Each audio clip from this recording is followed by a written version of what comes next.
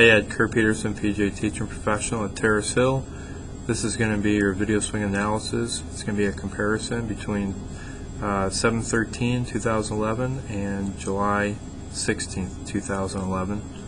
And what we're going to focus on is two things primarily: your right knee position at address and at the top of your swing for the trigger down through impact, and then second of all, it's going to be based on arc width. And we're going to use Nick Price as a tour professional example.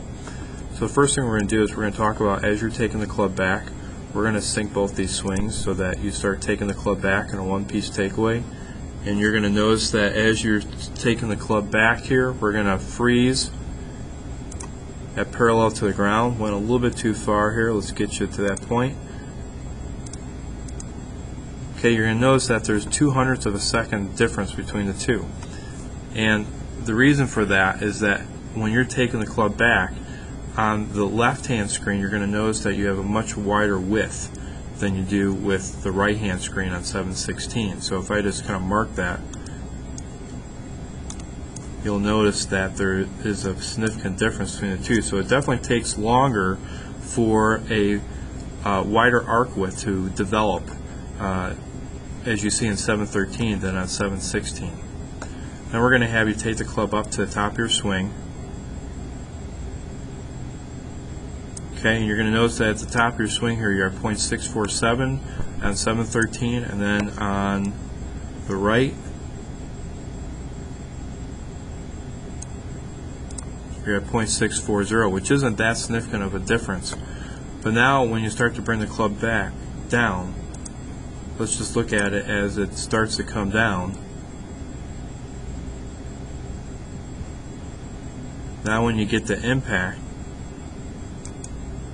notice that you're a little quicker on the right screen of 7/16 than you are on 7/13. And part of that is, again, that you have greater arc width on 7/13 than 7/16, so it takes a little longer for you to get down to the ball.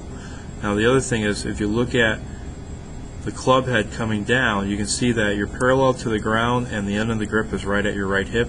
And if we go back on the other video from before, you're parallel to the ground and you're right at the right hip as well. So I mean, you're very consistent with where you're at positioning. Now the difference is, as you start to come down through the ball, there's a little lag there where you take some time and your hands kick in a little bit earlier than they should. So at impact, you don't have your left hand too far in front of the golf ball. In fact, it's even with the golf ball on 7/16.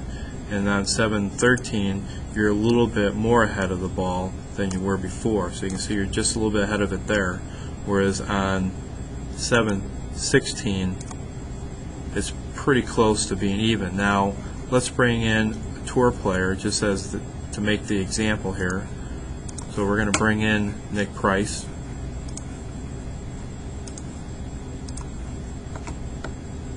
Now let's take a look at his takeaway here. You can see that as he's taking the club back, his lower body doesn't really move that much, especially his right knee. There he is parallel to the ground.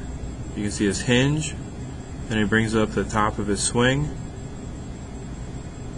And then when he starts bringing it down, look at where his hands are as he's coming through. Here he is, he's parallel to the ground, which is very close to where we're at, but now look at his hands continue through until he gets to the ball. So that's what we need to focus on, is making sure that the triangle to the hands keep on swinging through all the way to impact, so that we're not using our hands too early to kind of flip at it, so to speak, and then finishing the swing.